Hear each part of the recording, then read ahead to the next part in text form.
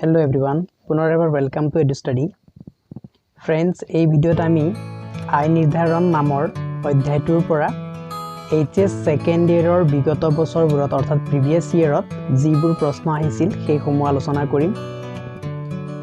আৰু চতুৰ্থ অধ্যায়ৰ এইটো হৈছে পাৰ্ট 2। ইয়াৰ আগতে চতুৰ্থ অধ্যায় অৰ্থাৎ আমাৰ যেটো আয় নিৰ্ধাৰণ বা ইনকাম ডিটাৰমিনেশ্যন নামৰ যেটো লেসন আছিল তাৰ ফাৰ্স্ট পাৰ্টটো আপলোড কৰিছো। ফাৰ্স্ট পাৰ্টৰ লিংক লগতে মাইক্ৰো ইকোনমিক্সৰ সকলো অধ্যায়সমূহৰ লিংকসমূহ আপোনালোকে কমেন্ট ডেসক্ৰিপচন আই বুটাম আৰু এই ভিডিঅ'ৰ শেষত পাই যাব। আপোনালোকৰ প্ৰয়োজন অনুসৰি সেই লিংকসমূহলৈ গৈ ভিডিঅ'সমূহ চাব। ফ্ৰেণ্ডছ, আপোনালোকক অনুৰোধ জনাইছো যদি এতিয়ালৈকে আপোনালোকে EduStudy চেনেলটো সাবস্ক্ৰাইব কৰা নাই নতুবা এই চেনেললৈ আপোনালোকে নতুনকৈ আহিছে তেনেহলে সাবস্ক্ৰাইব কৰি ওচৰত থকা বেল আইকনটো প্ৰেছ কৰি দিয়ক। So দেৰি নকৰাকৈ let's start the lesson. So প্ৰথমটো কোৱেশ্চন এয়া স্ক্ৰিনত আছে। কোৱেশ্চনটো হৈছে সামগ্ৰিক চাহিদা কি? সামগ্ৰিক চাহিদাৰ উপাদানবোৰ কি কি? এইটো হৈছে ফাৰ্স্ট কোৱেশ্চন। লগতে সেকেন্ড কোৱেশ্চনো আছে। এই গুটেকিটা কোৱেশ্চন ৰিলেটেড কোৱেশ্চন হয়, গতিকে গুটেকিনাই কোৱেশ্চনে আমি কি কৰিম ইয়াৰ একেলগে আলোচনা কৰিম। সো প্ৰথম কোৱেশ্চনটোত সামগ্ৰিক চাহিদা কি? সামগ্ৰিক চাহিদা সম্পৰ্কে আৰু লগতে সামগ্ৰিক যোগান সম্পৰ্কে মই পাৰ্ট 1ত যেটো ভিডিঅ' বনাইছো সেই ভিডিঅ' যথেষ্ট বহলাই ব্যাখ্যা কৰিছো। তাত বহল ব্যাখ্যাৰ কাৰণে পাৰ্ট 1 আপোনালোকে চাব আৰু থুলমূলকৈ ইয়াতো আলোচনা কৰিম। এটা সামগ্ৰিক চাহিদা কাক বোলে? প্ৰথম কোৱেশ্চনটো হৈছে সামগ্ৰিক চাহিদা। এটা সামগ্ৰিক চাহিদাটোৰ কথা যেতিয়া বা ইয়াৰ ডেফিনিশ্যন যেতিয়া দিব লগা হয় তেতিয়া আমি লিখিব লাগিব যে এখন অৰ্থনীতিৰ চূড়ান্ত দ্ৰব্য আৰু সেৱাৰ প্ৰতি মুঠ চাহিদাকে সামগ্ৰিক চাহিদা বোলে। আকৌ কৈছো, এখন অৰ্থনীতিৰ চূড়ান্ত দ্ৰব্য আৰু সেৱাৰ প্ৰতি থকা মুঠ চাহিদাকে সামগ্ৰিক চাহিদা বোলে। গতিকে সামগ্ৰিক চাহিদা কি হয়? এখন অৰ্থনীতিত চূড়ান্ত যিবিলাক দ্ৰব্য আছে, যিবিলাক সেৱা আছে, সেই সেৱাসমূহৰ বা দ্ৰব্যসমূহৰ প্ৰতি মুঠতে যি চাহিদাৰ সৃষ্টি হয়, মুঠতে সামগ্ৰিকভাৱে মানে মুঠতে ইয়াৰ সামগ্ৰিক চাহিদা বুলিয়ে কৈছে। সামগ্ৰিক মানে মুঠ, অৰ্থাৎ মুঠতে যিমান চাহিদাৰ সৃষ্টি হৈছে অৰ্থনীতিখনত উৎপাদিত দ্ৰব্য আৰু সেৱাৰ প্ৰতি, সেই চাহিদাটোকে সামগ্ৰিক চাহিদা বুলি কোৱা হয়। এতিয়া আহিছো সামগ্ৰিক চাহিদাৰ উপাদানসমূহলৈ।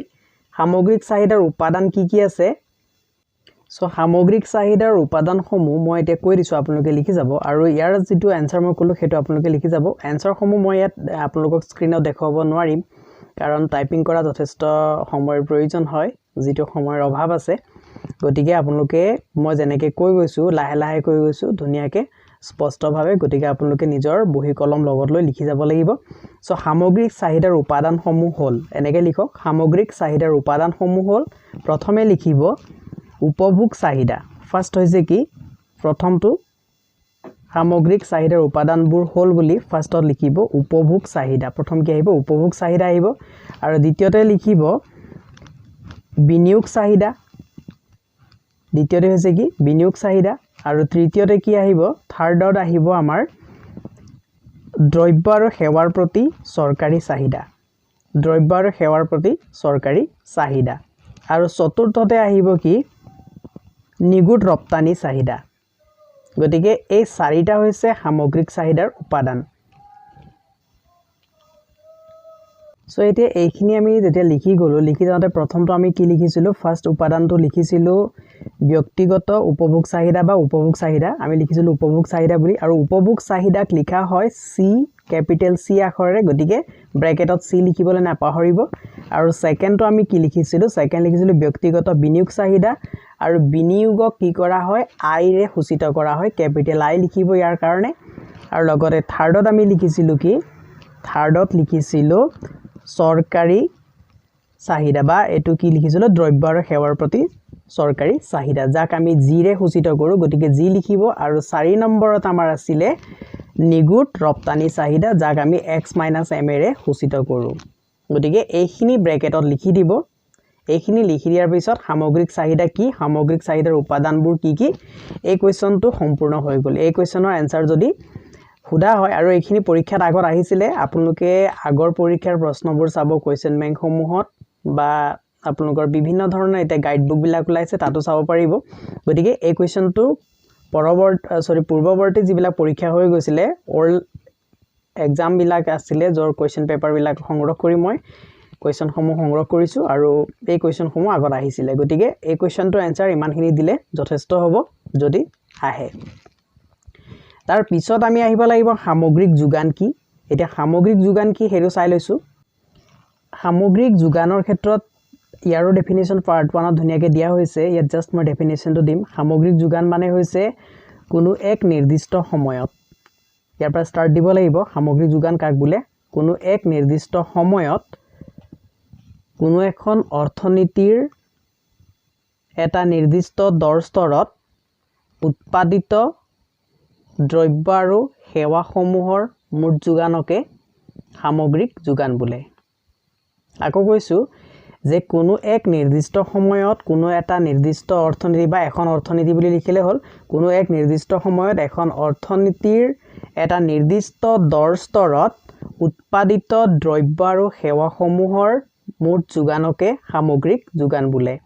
তাৰ পিছত আহিলো সামগ্ৰিক যোগানৰ উপাদানসমূহ কি সামগ্ৰিক যোগান ইয়াৰ যেনেকে সামগ্ৰিক চাহিদাৰ উপাদানসমূহ আছিল সামগ্ৰিক চাহিদাৰ উপাদানবোৰ কি তেনেকে আমি সামগ্ৰিক যোগানৰ উপাদানসমূহ ক'ব লাগিব গতিকে তালৈ আহিছো এতিয়া সো এতিয়া লিখি লওক সামগ্ৰিক যোগানৰ উপাদানবোৰ হ'ল এনেকে স্টাৰ্ট দি লিখিব লাগিব হাইফেন এটা দি এক নম্বৰত লিখিম আমি উপভোগ ব্যয় যেটো কি বুলি কয় উপভোগ ব্যয় কনজাম্পশন এক্সপেন্ডিচাৰ বুলি কোৱা হয় যাক সি ৰে সূচিত কৰা হয় ক্যাপিটেল সি ৰে সূচিত কৰা হয় ক্যাপিটেল সি ব্ৰেকেটত লিখিবলৈ নাপাহৰিব উপভোগ ব্যয় ক্যাপিটেল সি আৰু সেকেন্ড হৈছে দুটা আছে ইয়াৰ উপাদান তেনেকে সামগ্ৰিক চাহিদাৰ চাৰিটা উপাদান আছিল সামগ্ৰিক যোগানৰ কেটা আছে দুটা উপাদান আছে আৰু ইটো হৈছে কি সঞ্চয় সেভিংস বুলি যাক কোৱা হয় সঞ্চয় গতিকে এটো সঞ্চয় লিখি সঞ্চয়ৰ পিছত ব্ৰেকেট দি লিখিব এস বুলি গতিকে এই দুটা হৈছে সামগ্ৰিক যোগানৰ উপাদান এতিয়া সামগ্ৰিক চাহিদা আৰু সামগ্ৰিক যোগান আমি দুটা শিকিলো এটা সামগ্ৰিক যোগান আৰু সামগ্ৰিক চাহিদা শিকিলোৱাৰ পিছত এতিয়া কথা হৈছে কি ইয়াত আৰু এটা লং কোৱেশ্চন হ'ব পাৰে যেটো মই এতিয়া ইয়াত ডিসকাস কৰিম লং কোৱেশ্চনটো হৈছে সামগ্ৰিক যোগান আৰু সামগ্ৰিক চাহিদাৰ সহায়ত কোৱেশ্চনটো আপোনালোকে লিখক মই কৈ গৈছো যে সামগ্ৰিক যোগান আৰু সামগ্ৰিক চাহিদাৰ সহায়ত এখন অৰ্থনীতিত আয় কেনেকৈ নিৰ্ধাৰণ কৰা হয় বা এখন অৰ্থনীতিত আয় নিৰ্ধাৰণ বৰ্ণনা কৰা সামগ্ৰিক চাহিদা আৰু সামগ্ৰিক যোগানৰ সহায়ত এনেকে কোৱেশ্চন আহিব পাৰে লং কোৱেশ্চন যেহেতু পাঠটোৰ মূল বিষয়বস্তু হৈছে আয় নিৰ্ধাৰণ গতিকে এই কোৱেশ্চনটো অতিকে ইম্পৰ্টেন্ট হয় এই কোৱেশ্চনটো ভালকে জানিব লাগিব গতিকে সামগ্ৰিক চাহিদা আৰু সামগ্ৰিক যোগান এই ক্ষেত্ৰত আমি কি কৰিব লাগিব যেতিয়া আমাক সোধা হ'ব যে আয় নিৰ্ধাৰণ প্ৰক্ৰিয়াটো সমুকৈ বৰ্ণনা কৰা সামগ্ৰিক চাহিদা সামগ্ৰিক যোগান তাত উল্লেখ কৰিব লাগিব যেতিয়া আয় নিৰ্ধাৰণৰ কথাটো আহিব সো কোৱেশ্চনটো ধুনিয়াকে লিখি লওক যেটো কোৱেশ্চন মই এতিয়া ক'লো যে সামগ্ৰিক চাহিদা আৰু সামগ্ৰিক যোগানৰ সহায়ত আয় নিৰ্ধাৰণ কেনেকৈ কৰা হয় সমুকৈ বৰ্ণনা কৰা তেতিয়া আমি ধুনিয়াকে চিত্ৰ আঁকি চিত্ৰ সহায়ত বৰ্ণনা কৰিব লাগিব যেটো এতিয়া মই কৰিবলৈ গৈ আছো তেতিয়াহে আমি সক্ৰিয় চাহিদাটো আলোচনা কৰিম হেতু বৰ্ণনা কৰি দিয়াৰ পিছত অৰ্থাৎ আমি যেতিয়া বৰ্ণনা কৰি যাম তেতিয়াই সক্ৰিয় চাহিদাটো আমি পাই যাম গতিকে সক্ৰিয় চাহিদা কাক বোলে তাতে আপোনালোকে পাব আৰু ইয়াৰ ডেফিনিশ্যন কেনেকৈ লিখিব লাগিব মই তাত কৈ যাম সো ইয়াৰ কাৰণে প্ৰথম কামটো হৈছে আমাৰ আমি কি কৰিব লাগিব ফাৰ্স্ট কাম হৈছে যেটো আমাৰ সামগ্ৰিক এনসাৰ লিখা কথাটো কৈ আছো মই প্ৰথম কথাটো হৈছে সামগ্ৰিক চাহিদা কাক বোলে ধুনিয়াকৈ মই যেনেকৈ কৈছো তেনেকৈ ডেফিনিশ্যন লিখিব এনসাৰত সামগ্ৰিক চাহিদা কাক বোলে সামগ্ৰিক চাহিদাৰ উপাদানসমূহ কি হেতু লিখি লব তাৰ পিছত ধুনিয়াকৈ লিখিব সামগ্ৰিক চাহিদাৰ ক্ষেত্ৰত যেটো এগ্ৰিগেট ডিমান্ড বুলি কোৱা হৈছে aggregate demand AD equal to কি বুলি লিখিব ইয়াৰ লিখিব সি প্লাস আই বুলি লিখিব আমি লিখিম কি সি প্লাস আই বুলি aggregate demand equal to C plus I তাৰ পিছতে আমি আকৌ সামগ্ৰিক যোগানৰ ডেফিনিশ্যন দিব লাগিব সামগ্ৰিক যোগান কাক বোলে ধুনিয়াকৈ কম তাৰ পিছত সামগ্ৰিক যোগানৰ উপাদানসমূহ কি হেতু উল্লেখ কৰিম তাৰ পিছত লিখিম যে সামগ্ৰিক যোগানক তলত দিয়া ধৰণে দেখুৱাব পাৰি তেতিয়া আমি কি লিখিম AS equal to AS মানে হৈছে aggregate supply এতিয়া aggregate supply equal to কি বুলি লিখিম AS equal to C plus S বুলি আমি উল্লেখ কৰিম গতিকে এটো হৈছে aggregate supply এতিয়া আয় নিৰ্ধাৰণ ক'ত হ'ব এখন অৰ্থনীতিত আয় নিৰ্ধাৰণ হ'ব সেই বিন্দুত য'ত aggregate supply AD equal to কি হ'ব AS হ'ব অৰ্থাৎ এখন অৰ্থনীতিত আয় নিৰ্ধাৰণ সেই স্তৰত হ'ব যি স্তৰত কি হ'ব সামগ্ৰিক চাহিদা সামগ্ৰিক যোগানৰ লগত সমান হ'ব এই কথাটো উল্লেখ কৰিব লাগিব যে এখন অৰ্থনীতিত আয় নিৰ্ধাৰণ সেই স্তৰত বা সেই বিন্দুত হ'ব যিটো বিন্দুত সামগ্ৰিক চাহিদাৰ লগত সামগ্ৰিক যোগান এটো মই এডি লিখিছো এটো এএছ আছিলে গতিকে ইয়াত এডি লিখা হৈছিল ভুল হৈছিল এটো যেটো শুধৰাই লব যে এডি ইকুৱেল টু এএছ হয় তাৰ পিছত ধুনিয়াকে লিখিব তলৰ চিত্ৰৰ সহায়ত সামগ্ৰিক চাহিদা আৰু সামগ্ৰিক যোগানৰ সহায়ত আয় নিৰ্ধাৰণ কিদৰে কৰা হয় তাক চমুকৈ বৰ্ণনা কৰা হ'ল এই কথাটো লিখি লওক লিখাৰ পিছত এটা চিত্ৰ আঁকিব লাগিব এটা চিত্ৰটো মই ইয়াত আঁকি ধুনিয়াকে দেখাইছো ভালদৰে চাই লব গুৰুত্ব দি সো আমাৰ চিত্ৰটো এনে ধৰণৰ হ'ব আমি প্ৰথমে কি কৰিব লাগিব আমি প্ৰথমে x অক্ষ আৰু y অক্ষ ইয়াত অঙ্কন কৰিব লাগিব ইয়াত এনেকে এটো হৈছে x অক্ষ আৰু এটো হৈছে কি y অক্ষ এতিয়া x অক্ষত আপোনালোকে লিখিব লাগিব i বুলি এডখতে আপোনালোকে উল্লেখ কৰিব i ইনকাম যেটো মোৰ লিখাৰ অসুবিধা হৈছে কাৰণে মই স্পষ্টকৈ লিখিব পৰা নাই ইয়াত i বুলি লিখিব তাৰ পিছত আমাৰ যেটো y অক্ষ আছে y অক্ষত কি লিখিব ইয়াত উপভোগ ইয়াত লিখিব উপভোগ আৰু অবলিক দি বা কমা দি লিখিব পাৰিব বিনিয়োগ উপভোগ বিনিয়োগ অৰ্থাৎ আমি y অক্ষত কি বহাম y অক্ষত বহাম উপভোগ বিনিয়োগ এই দুটা বহাম তাৰ পিছত x অক্ষত কি বহাম i বহাম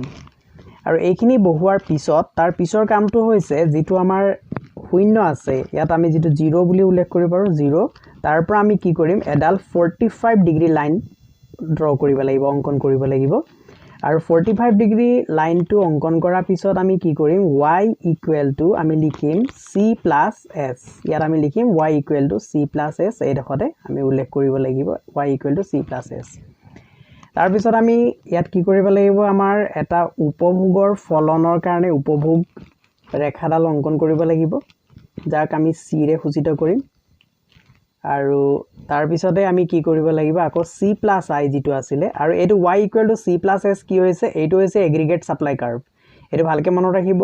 এটো হৈছে কি যেটো 0 ৰ পৰা 45 ডিগ্ৰী এটো 45 ডিগ্ৰীটো মেনশন কৰিব পাৰে ইয়াত 45 ডিগ্ৰী বুলি মেনশন কৰি দিব সো ফৰ 0 ৰ পৰা আমি যেটো 45 ডিগ্ৰী এংগলত এডাল ৰেখাখণ্ড অঙ্কন কৰিছো যেটো ৰেখাখণ্ড কি হৈছে ক্ৰমবৰ্ধমান হাৰত ওপৰলৈ উঠি যায় গতিকে ক্ৰমবৰ্ধমান হাৰত যেতিয়া এটো ওপৰলৈ উঠি যায় ইয়াক কোৱা হয় এগ্ৰিগেট সাপ্লাই আৰু যত আমি কি লিখিম y ইকুৱেল টু cs বুলি লিখিছো তাৰ পিছত আমি c অঙ্কন কৰিব লাগিব c টো অঙ্কন কৰিলো c অঙ্কন কৰাৰ পিছত ইয়াৰ c ৰ ওপৰতে আকৌ আমি আৰু এডাল অঙ্কন কৰিব লাগিব হেতু হৈছে এগ্ৰিগেট ডিমান্ড ad আৰু যাক লিখা হয় c + i ৰে এতিয়া এই এগ্ৰিগেট ডিমান্ড কাৰ্ভ যেটো আমি অঙ্কন কৰিছো হেতু আৰু এগ্ৰিগেট সাপ্লাই কাৰ্ভ যেটো আছে অৰ্থাৎ সামগ্ৰিক যোগান ৰেখা আৰু সামগ্ৰিক চাহিদা ৰেখাই কোট কটাগৰি কৰিছে এইটো বিন্দু কটাগৰি কৰিছে আৰু এই বিন্দুটো হৈছে ভাৰসাম্য বিন্দু আৰু ইয়াক আমি কিহেৰে সূচিত কৰিম ই ৰে সূচিত কৰিম আৰু ই ৰে সূচিত কৰি আমি তলত ইয়াত যেটো x অক্ষ আছে তাত আমি y বুলি উল্লেখ কৰিম ইয়াত y বুলি আমি অঙ্কন কৰিম এতিয়া y বুলি উল্লেখ কৰাৰ পিছত এতিয়া আমাৰ চিত্ৰটো সম্পূৰ্ণ হৈছে অৰ্থাৎ আমাৰ যেটো আয় নিৰ্ধাৰণৰ চিত্ৰ আছিল হেতু সম্পূৰ্ণ হৈছে ইয়াত এই চিত্ৰটো আপোনালোকে ধুনিয়াকে আঁকি লওক ইয়াৰ পিছত মই চিত্ৰটো ইয়াত মুহাৰি দিম তাৰ পিছত বৰ্ণনা কৰি যাম চিত্ৰটো গতিকে চিত্ৰটো বুজি পাবৰ কাৰণে আপোনালোকৰ ফ্ৰন্টত চিত্ৰটো প্ৰয়োজন হ'ব গতিকে চিত্ৰটো আঁকি লওক তাৰ পিছত পিছৰ বৰ্ণনাখিনি চাই যাওক এটা চিত্ৰটো অকাৰ পিছত আপোনালোকে কি লিখিব লাগিব ধুনিয়াকে লিখিব লাগিব যে চিত্ৰত x অক্ষত আমি কি উল্লেখ কৰিলো হেতু লিখি যাওক তেতিয়া লিখি যাব চিত্ৰত x অক্ষত কি উল্লেখ কৰা হৈছে x অক্ষত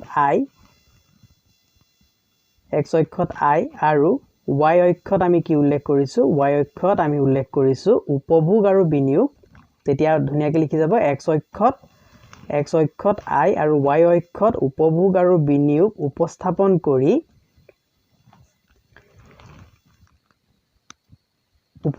কৰি তাৰ পিছত লিখি যাব যে 0 ৰ পৰা 45 ডিগ্ৰী এংগলত আমি ad নহয় as equal to y equal to কি c + s ৰেখাখণ্ড অঙ্কন কৰা হল হেতু লিখি গল তাৰ পিছত লিখিব as ৰেখাখণ্ডক কটাকটি কৰাকৈ c ৰেখাখণ্ড আমি ক্ৰমান্বয় ক্ৰমবৰ্ধমান হাৰত অঙ্কন কৰিলো আৰু তাৰ পিছত উল্লেখ কৰিব লাগিব c ৰেখাখণ্ডটো হৈছে এটা উপভোগৰ ফলন আৰু সি ৰেখাখণ্ডটো কি হৈছে আপৱাৰ্ড স্লোপিং অৰ্থাৎ ঊৰ্ধ্বগামী হৈছে ইয়াৰ কাৰণটো হৈছে যেতিয়া ব্যক্তিৰ ইনকাম বৃদ্ধি পায় বা ইনকাম বৃদ্ধি হোৱাৰ লগে লগে মানুহৰ উপভোগো বৃদ্ধি পায় অৰ্থাৎ আয় বৃদ্ধি পোৱাৰ লগে লগে উপভোগ বৃদ্ধি পায় গতিকে সি ৰেখাখণ্ডটো কি হৈছে ঊৰ্ধ্বগামী হৈছে সেই কথাটো উল্লেখ কৰিব তাৰ পিছত লিখিব সি ৰেখাখণ্ডৰ ওপৰত থকা ৰেখাখণ্ড যেটো হৈছে C+I ৰেখাখণ্ড যাক আমি কি বুলি কৈছো সামগ্ৰিক চাহিদা ৰেখা বুলি কৈছো আৰু C+I ৰেখাখণ্ডই সামগ্ৰিক চাহিদা ৰেখাখণ্ডই কি কৰিছে AS ৰেখাখণ্ড অৰ্থাৎ 45 ডিগ্ৰী 45 ডিগ্ৰী ৰেখাখণ্ডটোক কি কৰিছে ই বিন্দুত কটাকটি কৰিছে গতিকে ই বিন্দু যত কি হৈছে ই বিন্দু যত AD = AS হৈছে AD = AS আৰু এই AD = AS এ কি কৰিছে ভাৰসাম্য আই নিৰ্ধাৰণ কৰিছে আৰু সেই ভাৰসাম্য আইৰ পৰিমাণ হৈছে ইয়াত কি পাইছিলো আমি y বুলি পাইছিলো সেই ভাৰসাম্য আইৰ পৰিমাণ হৈছে y অৰ্থাৎ অৰ্থনীতিখনত কিমান আই নিৰ্ধাৰণ কৰা হৈছে অৰ্থনীতিখনত নিৰ্ধাৰিত আই হৈছে OY পৰিমাণ ইয়াত যেটো O আছিল সেই OY পৰিমাণে আই নিৰ্ধাৰিত হৈছে যেটো ভাৰসাম্য আই হৈছে গতিকে এইখিনি বৰ্ণনা কৰি যাব মই যিখিনি কথা কলো সেই কথাখিনি ধুনিয়াকে বৰ্ণনা কৰিব আৰু মই চেষ্টা কৰি আছো যে ইয়াৰ পৰৱৰ্তী সময়ত ইয়াৰ PDF মই যেটো এতিয়া কৰি গৈছো এইখিনি PDF মই উপলব্ধ কৰাবলৈ মই যত্ন কৰিম তাৰ কাৰণে তলত লিংক দিয়া থাকিব ডেসক্ৰিপচনত এতিয়া লগে লগে ভিডিও লগে লগে নাপাব দুদিন মান ৰব লাগিব তাৰ পিছতে PDF টো পাই যাব আপোনালোকে গতিকে PDF টো ডাউনলোড কৰি লব তাৰবাৰ ডাউনলোড কৰিলে ধুনিয়াকে এটো লিখি লব পাৰিব এতিয়া কথাখিনি বুজি লওক তাৰ পিছৰ কথাখিনি হৈছে আমি এতিয়া ক'ব লাগিব গতিকে ওপৰৰ চিত্ৰৰ পৰা দেখা গ'ল যে এখন অৰ্থনীতিত আয় নিৰ্ধাৰণ হ'ব সেই বিন্দুত যেটো বিন্দুত সামগ্ৰিক চাহিদা ৰেখাই সামগ্ৰিক যোগান ৰেখাক কটাকটি কৰে কিমানখিনি লিখিলে তাৰ কনক্লুজন হৈ গ'ল অৰ্থাৎ সামৰণি হৈ গ'ল গতিকে ইয়াত যিমান নম্বৰে নাথাকক লং কোৱেশ্চনৰ এনসাৰটো আপোনালোকে কৰি দিব আৰু ভিডিওটো আপোনালোকে গুৰুত্বপূৰ্ণভাৱে শুনিব লাগিব যথেষ্ট গুৰুত্ব দি শুনিব লাগিব আৰু লিখি যাব লাগিব লিখি যোৱাৰ পিছত এবাৰ আকৌ কথাখিনি শুদ্ধ হৈছে নে ভুল হৈছে সেইখিনি চাবৰ কাৰণে ভিডিওটো আকৌ ৰিপ্লে কৰি চাব লাগিব গতিকে হেতু কৰিবলৈ নাপাহৰিব ইয়াৰ পিছত এতিয়া আমি আহিব লাগিব কি যেটো সক্ৰিয় চাহিদা আছে সক্ৰিয় চাহিদালৈ সক্ৰিয় চাহিদা কাক বোলে এই সক্ৰিয় চাহিদা মানে হৈছে কি ডেফিনেশনটো লিখি লওক সক্ৰিয় চাহিদা হল সামগ্ৰিক চাহিদাৰ সেইটো অংশ যি অংশত সামগ্ৰিক চাহিদা আৰু সামগ্ৰিক যোগান সমান হয় অৰ্থাৎ সক্ৰিয় চাহিদা মানে হৈছে সেই চাহিদা যত কি হ'ব AD = কি হ'ব AS হ'ব অৰ্থাৎ সামগ্ৰিক চাহিদাৰ লগত সামগ্ৰিক যোগান সমান হোৱা বিন্দুত কি নিৰ্ধাৰণ হয় সক্ৰিয় চাহিদা নিৰ্ধাৰণ হয় এতিয়া আমি সক্ৰিয় চাহিদাটো কেনেকৈ পাওঁ কি পাওঁ হেতু অলপমান যদি বুজি ল'ব বিচাৰো তেতিয়ালে আমাৰ যেটো চিত্ৰ আমি অঙ্কন কৰিছিলো সেই চিত্ৰটোলৈ পুনৰ গৈছো চিত্ৰটো আমাৰ এটো আছিল 45 ডিগ্ৰী লাইন আৰু ইয়াক আমি কি বুলি কৈছিল AS বুলি কৈছিল AS = C+ কি আছিল S আছিল আৰু তাৰ পিছতে আমি কি পাইছিলো এটো C ৰেখাখণ্ড পাইছিলো তাৰ ওপৰতে আকৌ কি পাইছিলো C+I ৰেখাখণ্ড পাইছিলো গতিকে এই C+I ৰেখাখণ্ডটো কি আছিল এইটো আছিল AD অৰ্থাৎ এগ্ৰিগেট ডিমান্ড অৰ্থাৎ সামগ্ৰিক চাহিদা এতে এই সামগ্ৰিক চাহিদা ৰেখাখণ্ডটো দেখাটো আৰু লগতে সামগ্ৰিক যোগান ৰেখা দুইটা ৰেখাই যত কটাকটি কৰিছে সেই কটাকটি কৰা বিন্দুটো কি আছিল ই বিন্দু আছিল আৰু ই বিন্দুৱে কি কৰিছিল যেটো ভাৰসাম্য আই আছিল সেই ভাৰসাম্য আই নিৰ্ধাৰণ কৰিছিল গতিকে এই ভাৰসাম্য আই নিৰ্ধাৰণ হোৱা বিন্দুত অৰ্থাৎ যত আমাৰ কি হৈছে সামগ্ৰিক চাহিদা আৰু সামগ্ৰিক যোগান যত সমান হৈছে সেই বিন্দুটো হৈছে সক্ৰিয় চাহিদা এতিয়া ইয়াত সক্ৰিয় চাহিদাটো কোনটো বিন্দু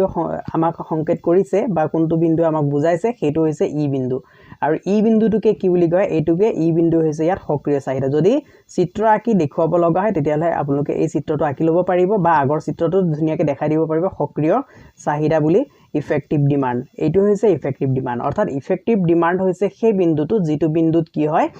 সামগ্ৰিক চাহিদা আৰু সামগ্ৰিক যোগান সমান হয় আৰু সামগ্ৰিক চাহিদা আৰু সামগ্ৰিক যোগান সমান হৈ আয় নিৰ্ধাৰণ কৰে গতিকে সক্ৰিয় চাহিদাই কি কৰিব আয় নিৰ্ধাৰণ কৰিব সক্ৰিয় চাহিদাৰ কি কৰে সক্ৰিয় চাহিদাই আয় নিৰ্ধাৰণ কৰে আৰু সক্ৰিয় চাহিদা আমি কেনেকৈ পাওঁ সক্ৰিয় চাহিদা আমি পাওঁ সামগ্ৰিক চাহিদা আৰু সামগ্ৰিক যোগান সমান হোৱা বিন্দুত অৰ্থাৎ সামগ্ৰিক চাহিদা আৰু সামগ্ৰিক যোগানক যদি আমি সমান কৰি দিও তেতিয়া হলে আমি কি পাওঁ সক্ৰিয় চাহিদা পাওঁ এই কথাখিনি ভালকে ধুনিয়াকে লিখি লওক আৰু বুজি লওক আৰু আশা কৰিছো আপোনালোকে ভালকে বুজি পাইছে আৰু যদি এই কথাখিনি ধুনিয়াকে আপোনালোকে বুজি পাইছে তেনেহলে লাইক বাটন যেটো আছে হেতু প্ৰেছ কৰিবলৈ নাপাহৰিব আপোনালোকৰ লাইক পালে যথেষ্ট অনুপ্ৰেৰণা হয় ভিডিওসমূহ বনাবৰ কাৰণে গতিকে সেইখিনি কৰিবা বুলি আশা কৰিলো সো হেয়া আছিলে সামগ্ৰিক চাহিদা সম্পৰ্কীয় ভিডিও সামগ্ৰিক চাহিদা যিখিনি আমি ক'ব লগা আছিল সেই সম্পৰ্কীয় আমি ইয়াৰ ইমানখিনি ক'লে হল এইখিনি কোৱেশ্চনে আপোনালোকে পৰীক্ষাত পাব ইম্পৰ্টেন্ট কোৱেশ্চন খিনি আগৰ পৰীক্ষাত অহা কোৱেশ্চন খিনি লৈছো আৰু লগতে সম্ভাৱ্য কোৱেশ্চনটো মই ক'লো যে আই নিৰ্ধাৰণ যেটো আছিল আই নিৰ্ধাৰণ কেনেকৈ কৰা হয় হেতু মই ধুনিয়াকৈ আপোনালোকক ইয়াত বুজাইছো আৰু মই পিডিএফ খিনি বনাবৰ কাৰণে অসমীয়াতে টাইপ কৰি পিডিএফ খিনি বনাবৰ কাৰণে যথেষ্ট চেষ্টা কৰি আছো আৰু সেইখিনি হলে আপোনালোকে পিডিএফ খিনি পাই যাব ডাউনলোড কৰি ল'ব লিংক থাকিব তলত লিংকটো আপোনালোকে চেক কৰিব লাগিব দুই এবাৰ সো আহিছো নেক্সট কোৱেশ্চনলৈ নেক্সট কোৱেশ্চন হৈছে উপভোগ ব্যয় কি এনসাৰটো লিখি লওক উপভোগ ব্যয় এখন অৰ্থনীতিত থকা সকলো পৰিয়ালে ব্যক্তিগত উপভোগৰ উদ্দেশ্যে দ্ৰব্য আৰু সেৱা ক্ৰয় কৰা মুঠ ব্যয়কে উপভোগ ব্যয় বোলে আকৌ ৰিপিট কৰি দিছো এখন অৰ্থনীতিত থকা সকলো পৰিয়ালে ব্যক্তিগত উপভোগৰ উদ্দেশ্যে দ্ৰব্য আৰু সেৱাসমূহ ক্ৰয় কৰা মুঠ ব্যয়কে উপভোগ ব্যয় বোলে হেতু হৈছে ইয়াৰ आंसर एटो शॉर्ट क्वेश्चन হয় तार पिछर क्वेश्चनটো হৈছে উপভোগ ফলন কি এটা উপভোগ ফলন হৈছে কি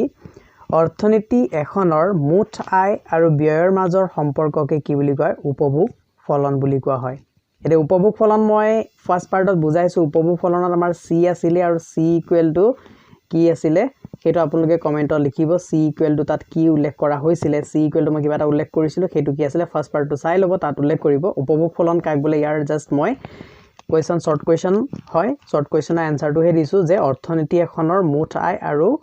মুঠ ব্যয়ৰ মাজৰ সম্পৰ্ককে কি বুলি কয় উপভোগ ফলন বোলা হয় অৰ্থাৎ অৰ্থনীতি এখনত কি হয়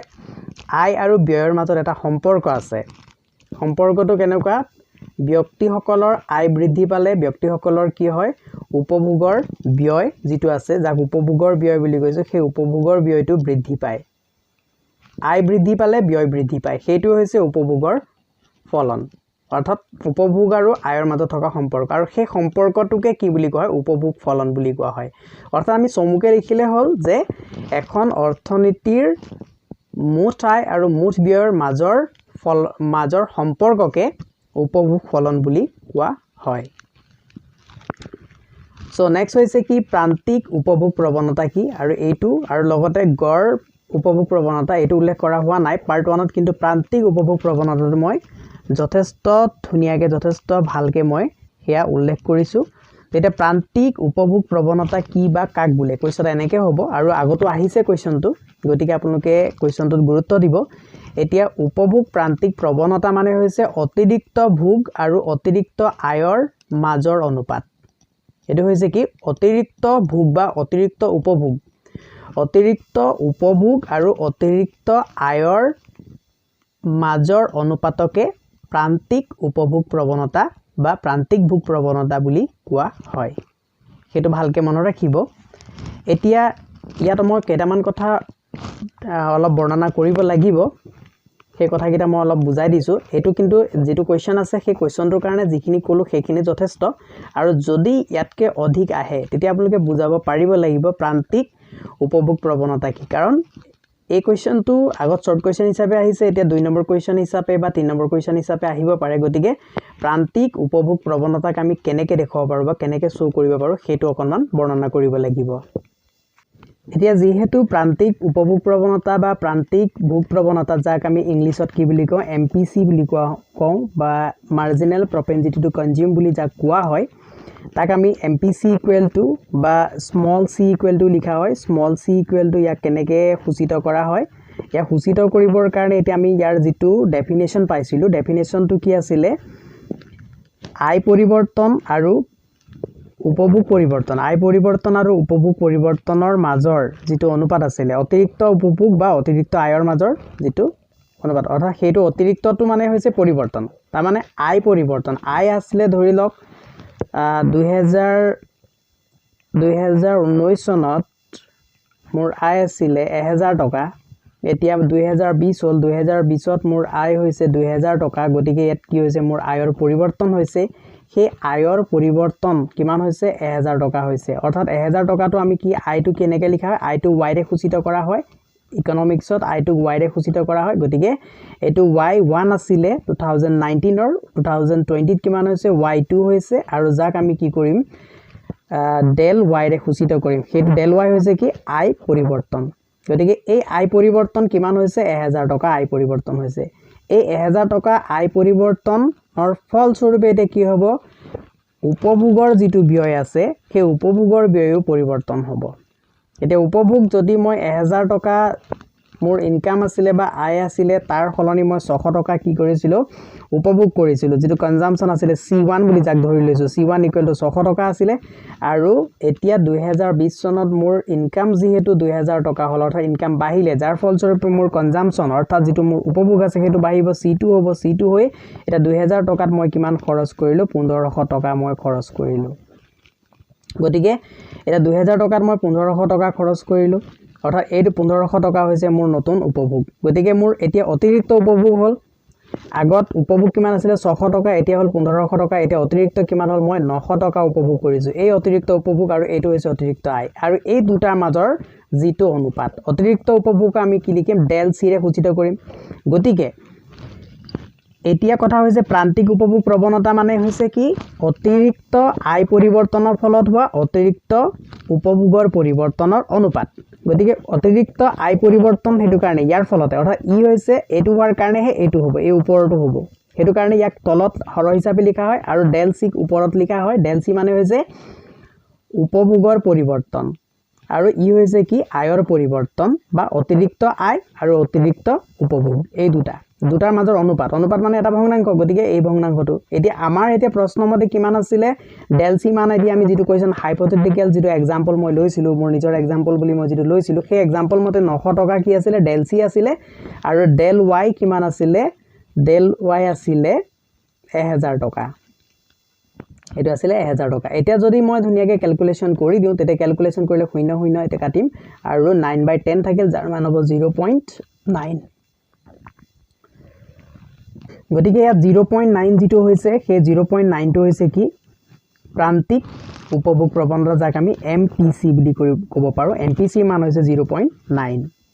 আমাৰ এটো एग्जांपलৰ যোগেদি গতিকে এতিয়া ইয়াৰ এনসাৰটো যদি শৰ্ট কোৱেশ্চন আহে মই যেটো ডেফিনেশন দিটো হেতু দিলে হৈ যাব যদি লং কোৱেশ্চন আহে তেতিয়া হলে আপোনালোকে যদি 2 নম্বৰ কোৱেশ্চন আহে তেতিয়াও লিখিব লাগিব প্ৰথম কথাটো হৈছে যে 1 নম্বৰ কোৱেশ্চনৰ কাৰণে যেটো ডেফিনেশন দিছিলো হেতু ডেফিনেশন দিব লাগিব তাৰ পিছত লিখিব লাগিব প্ৰান্তিক উপভোগ প্ৰৱণতাক তলত দিয়া ধৰণে দেখুৱাব পাৰি তেতিয়া প্ৰান্তিক উপভোগ প্ৰৱণতা তলত দিয়া ধৰণে দেখুৱাব পাৰি লিখাৰ পিছত লিখিব MPC = del c by del y এটো লিখি লব এটো ধুনিয়াকে লিখি দিব তেতিয়া আপোনালোকে 2 নম্বৰ পাই যাব জোট বুলি লিখিব কিন্তু ইয়াত লিখিব লাগিব উল্লেখ কৰিব লাগিব জোট MPC মানে হৈছে মাৰ্জিনাল প্ৰপেনচিটি টু কনজিউম ইংলিছত লিখাৰ প্ৰয়োজন নাই অসমীয়াতে লিখি দিব প্ৰান্তিক উপভোগ প্ৰৱণতা del c হৈছে অতিৰিক্ত উপভোগ আৰু del y হৈছে কি লিখি দিব del y হৈছে অতিৰিক্ত আয় বা লিখিব পাৰে del c মানে কোবাত পাই যাব আপোনালোকে কোনবা নোটত বা কোনবা সাজেশন বা কোবাত নেটত সার্চ কৰিলে del c মানে উপভোগ পৰিৱৰ্তন বুলি পাব পাৰে del y মানে হৈছে আয় পৰিৱৰ্তন বুলি পাব পাৰে গতিকে হেখিনি পাই যাব পাৰে একে কথা অতিৰিক্ত আয় মানে হৈছে আয় পৰিৱৰ্তন অতিৰিক্ত উপভোগ মানে হৈছে উপভোগৰ পৰিৱৰ্তন গতিকে যিখিনি আমি এনেকে উল্লেখ কৰিব পাৰিম তেতিয়া আপোনালোকে ইয়াত যিমান নম্বৰ আছে হেখিনি পাই যাব তাৰ পিছত আৰু এটা শৰ্ট কোৱেশ্চন অহা চান্স আছে গড় উপভোগ প্ৰৱণতা যেটোক আমি কি বুলি কও এভাৰেজ প্ৰপেনচিটি টু কনজিউম APC বুলি কোৱা হয় আৰু APC টো আমি কেনেকে উলিয়াম প্ৰথমে আপোনালোকে ইয়াৰ ডেফিনেশনটো দিয়ক মই কৈ গৈছো লিখি যাও সামগ্ৰিক আয়ৰ লগত সামগ্ৰিক সঞ্চয়ৰ অনুপাতকে গড় সঞ্চয় প্ৰৱণতা বোলা হয় সামগ্ৰিক আয়ৰ লগত সামগ্ৰিকাত সামগ্ৰিক শব্দটো আমি উল্লেখ কৰিবই লাগিব কাৰণ আমি ম্যাক্ৰো ইকোনমিক্স সমষ্টিবাদী অৰ্থবিজ্ঞানৰ লগত জড়িত হৈ আছো গতিকে সামগ্ৰিক শব্দটো লাগিব গতিকে লিখিব লাগিব সামগ্ৰিক আয়ৰ লগত সামগ্ৰিক সঞ্চয়ৰ অনুপাত বা আপোনালোকে ধুনিয়াকে সহজ ভাষাত লিখিব পাৰিব সামগ্ৰিক আয়ক যদি সামগ্ৰিক সঞ্চয়ৰে হৰণ কৰা হয় তাৰ ফলস্বৰূপে যি হৰণফল পোৱা যায় তাকে গড় সঞ্চয় প্ৰৱণতা বুলি কোৱা হয় তেতিয়াহলে আমি কি বুজি পালো অৰ্থাৎ লিখিব পাৰিব গড় সঞ্চয় প্ৰৱণতাক তলত দিয়া ধৰণে দেখুৱাব পাৰি APC = ইয়াত কি হ'ব সামগ্ৰিক আয়ৰ লগত সামগ্ৰিক সঞ্চয়ৰ অনুপাত বুলি কৈছে গতিকে আমাৰ গড় সঞ্চয় প্ৰৱণতা যেটো হ'ব আমি c বাই কি কৰিব লাগিব y কৰিব লাগিব c বাই y সামগ্ৰিক উপভোগৰ প্ৰৱণতা সৰি এটো মই সঞ্চয় বুলি কৈ আছো সঞ্চয় নহয় উপভোগৰ যেটো গড় এটো মই সম্ভৱ সঞ্চয় বুলি কলো গড় উপভোগ ইয়া যেহেতু উপভোগ শব্দটো আছে গতিকে সঞ্চয় শব্দটো তাৰ পৰা উলিয়াই দিলে হল সঞ্চয় শব্দটো ভুল হৈছে তাত গড় উপভোগ প্ৰৱণতা কাক বোলে যে আমি লিখিব লাগিব যে সামগ্ৰিক আয়ৰ লগত সামগ্ৰিক উপভোগৰ অনুপাত সামগ্ৰিক আয়ৰ লগত মানে মুঠ আয়ৰ লগত মুঠ আয় যেটো আছে মুঠ আয়ৰ লগত মুঠ উপভোগৰ অনুপাতকে গড় উপভোগ প্ৰৱণতা বোলা হয় বা আমি লিখিব পাৰো যে সামগ্ৰিক উপভোগক সামগ্ৰিক সামগ্ৰিক উপভোগক সামগ্ৰিক আয়ৰে হৰণ কৰিলে যি হৰণফল পোৱা যায় বা যি ভাগফল পোৱা যায় তাকে গড় উপভোগ প্ৰৱণতা বুলি কোৱা হয় এইখিনি কথা ক'বৰ কাৰণে অলপ প্ৰবলেম হৈছে কাৰণ কথাখিনি মই ইংলিছৰ পৰা ট্ৰান্সলেট কৰি কথাখিনি কৈ থাকিব লগা হৈছে হেতু কাৰণে প্ৰবলেম হৈছে মই যেহেতু কোনো অসমীয়া কিতাপ এতিয়া লোৱা নাই গতিকে কথাখিনি মই ইংলিছতে বুজি লৈছো গতিকে সেই কথাখিনি মই ট্ৰান্সলেট কৰি ক'ব লগা হোৱাৰ কাৰণে অলপ প্ৰবলেম হৈছে তাৰ কাৰণে সৰি বুলি কৈছো সো হে আছিল গড় উপভোগ প্ৰৱণতা ইয়াৰ পিছৰ আৰু কোৱেশ্চনখিনি কি আছে আমি চাইছো ইয়াৰ পিছত আছে প্ৰান্তিক সঞ্চয় প্ৰৱণতা কি প্ৰান্তিক সঞ্চয় প্ৰৱণতা কাক বোলে হেতু ক'ব লাগিব এতিয়া প্ৰান্তিক সঞ্চয় প্ৰৱণতা হৈছে অতিৰিক্ত সঞ্চয় আৰু অতিৰিক্ত আয়ৰ অনুপাত এটো কি হৈছে অতিৰিক্ত সঞ্চয় বুলি ক'লে সঞ্চয় আগত যিমান আছিল তাৰ অতিৰিক্ত উলালে কি হ'ব ডেল s হ'ব ডেল s ডিভাইডেড বাই কি হ'ব লাগিব ডেল y হ'ব লাগিব অৰ্থাৎ i পৰিৱৰ্তনৰ ফলস্বৰূপে সঞ্চয় পৰিৱৰ্তনৰ যেটো মান তাকে কি বুলি কোৱা হয় প্ৰান্তিক সঞ্চয় প্ৰৱণতা মাৰ্জিনেল প্ৰপেনজিটি টু সেভ বা মাৰ্জিনেল প্ৰপেনজিটি টু সেভিংস বুলি কোৱা কিছু মানে বা মাৰ্জিনেল প্ৰপেনজিটি টু সেভ বুলি কোৱা হয় বা সেভিংস বুলি কোৱা হয় একে কথা গতিকে এটো হৈছে ইয়াৰ মানটো কেনেকৈ উলিওৱা ডেল s মানে হৈছে সেভিংস বাই ডেল y মানে হৈছে i তাৰ মানে অতিৰিক্ত আই পৰিৱৰ্তনৰ ফলস্বৰূপে অতিৰিক্ত সঞ্চয় পৰিৱৰ্তন হলে তাকে কি বুলি কয় সঞ্চয় প্ৰান্তিক সঞ্চয় প্ৰৱণতা বুলি কয় বা ধুনিয়াকে যদি আমি ডেফিনেশনটো লিখি দিব পাৰো তেতিয়া সেই ডেফিনেশনটো কি হ'ব অতিৰিক্ত সঞ্চয় আৰু অতিৰিক্ত আয়ৰ মাজৰ অনুপাতকে প্ৰান্তিক সঞ্চয় প্ৰৱণতা বোলে আপোনালোকে এটো মই এতে যেটো কলো হেতু লিখক হেতু হৈছে কি অতিৰিক্ত সঞ্চয় আৰু অতিৰিক্ত আয়ৰ মাজৰ অনুপাতকে প্ৰান্তিক সঞ্চয় প্ৰৱণতা মাৰ্জিনেল প্ৰপেনজিটি টু সেভ বুলি কোৱা হয় মাৰ্জিনেল প্ৰপেনজিটি টু সেভ তলত দিয়া ধৰণে উল্লেখ কৰিব পাৰি বুলি লিখি এটো MPS = del s by del y এটো উল্লেখ কৰিব তাৰ পিছত আহিল গড় সঞ্চয় প্ৰৱণতা এটো অলৰেডি মই ভুলতে গড় উপভোগ প্ৰৱণতা যেটো আছিল গড় উপভোগ প্ৰৱণতাতে মই কৈ গলো এটোক আকৌ ইয়াত কৈ দিছো ধুনিয়াকে লিখি লওক যে সামগ্ৰিক আয়ৰ লগত সামগ্ৰিক সঞ্চয়ৰ অনুপাতকে গড় সঞ্চয় প্ৰৱণতা বোলে ইয়াৰ ডেফিনেশনটো হৈছে সামগ্ৰিক আয়ৰ লগত সামগ্ৰিক সঞ্চয়ৰ অনুপাতকে গড় সঞ্চয় প্ৰৱণতা বোলে তাৰ পিছত আহিল MPS আৰু MPC ৰ মান অৰ্থাৎ MPS আৰু MPC ৰ মাজৰ সম্পৰ্ক কি MPS মানে কি আছিল MPS মানে হৈছিল মাৰ্জিনেল প্ৰপেনজিটি টু সেভ যাক আমি প্ৰান্তিক সঞ্চয় প্ৰৱণতা বুলি কৈছিলো আৰু লগতে MPC যেটো আছে MPC মানে হৈছে মাৰ্জিনেল প্ৰপেনজিটি টু কনজিউম অৰ্থাৎ তাক আমি কি বুলি কৈছো প্ৰান্তিক উপভোগ প্ৰৱণতা এই দুটাৰ মাজৰ সম্পৰ্কটো আমি জানিলে ইয়াৰ আনসাৰটো দিব পাৰিম কোৱেশ্চনটো হৈছে MPS ৰ মান 0 হলে MPC মান কি হয় এতিয়া MPS আৰু MPC ৰ মানৰ কথাটো হৈছে এটো 0 হলে কি হ'ব বা এটো হলে কি হ'ব হেতু জানিবৰ কাৰণে আমি এখিনি মুখস্থ কৰা কোনো প্ৰয়োজনে নাই কথাখিনি কিন্তু আমি ধুনিয়াকে বুজি পাব লাগিব কথাখিনি হৈছে কি MPS যেটো ইয়াত MPS লিখিছে MPS প্লাস যদি MPC কৰি দিয়া অৰ্থাৎ দুটা যদি যোগ কৰি দিয়া তাৰ মান কি পোৱা যায় 1 পোৱা যায় 1 পোৱা যায় তেতিয়া হলে MPS ৰ মান 0 যদি ইয়াত মানটো 0 কৰি দিও তেতিয়া 0 কৰি দিয়াৰ লগে লগে এফালে কি 0 প্লাস MPC হ'ব আৰু 0 কোনো সংখ্যাৰ লগতে বা যিকোনো ৰাশিৰ লগত যিকোনো পদৰ লগত যদি আমি 0 যোগ কৰি দিও তাৰ কোনো ভ্যালু নাথাকে গতিকে MPC মান কিমান হ'ব 1 হ'ব ইয়াৰ আনসাৰটো আমি পাই গলো তেতিয়া আমি ধুনিয়াকে লিখিব লাগিব যে MPS ৰ মান 0 হলে MPC মান কিমান হ'ব 1 হ'ব ঠিক একেদৰে কোৱেশ্চনটো উলুটা হ'ব পাৰে কোৱেশ্চনটো উলুটা কেনেকৈ হ'ব পাৰে ইয়াত কৈ দিব পাৰে যে MPC মান যদি 0 হয় তেনেহলে MPS ৰ মান কি হ'ব হেতু কি হ'ব 1 হ'ব MPS ৰ মান তেতিয়াও 1 হ'ব কাৰণ দুটা যোগ কৰিলে আমি 1 পাওঁ গতিকে এটা মান যদি 0 হয় আনটো সম্পূৰ্ণ 1 হৈ যাব আৰু ঠিক একেদৰে ইয়াত কোৱেশ্চন হ'ব পাৰে যদি MPS ৰ মান যদি 0.4 হয় MPS ৰ কোৱেশ্চনটো লিখি লওক MPS ৰ মান 0 ৰ হলনি লিখি লব 0.4 হলে MPC মান কি বা MPC মান কিমান হ'ব তেতিয়া ধুনিয়াকে লিখি লব যেহেতু এনসাৰটো যেতে কৰিব যেহেতু MPS plus MPC equal to 1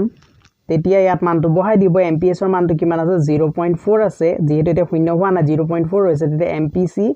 equal to 1 হ'ব আৰু এটা লাইনত কি কৰি লব MPC equal to তেতিয়া হ'ব 1 minus 0.4 এতিয়া 1 ৰ পৰা 0.4 মাইনাস কৰিলে কিমান হ'ব হেতু হ'ব 0.6 গতিকে MPC ৰ মান কিমান হ'ব 0.6 তেতিয়া আমি বুজি পালো যে MPC আৰু MPS ৰ মান যদি আমি যোগ কৰো তেতিয়া 1 পাম তেতিয়া যিকোনো এটাৰ মান উলিয়াবলৈ হলে 1 ৰ পৰা যেটো মান দিয়া আছে যেটো গিভেন মান আছে দিয়া মান আছে হেতু বিয়োগ কৰি দিলে হল অৰ্থাৎ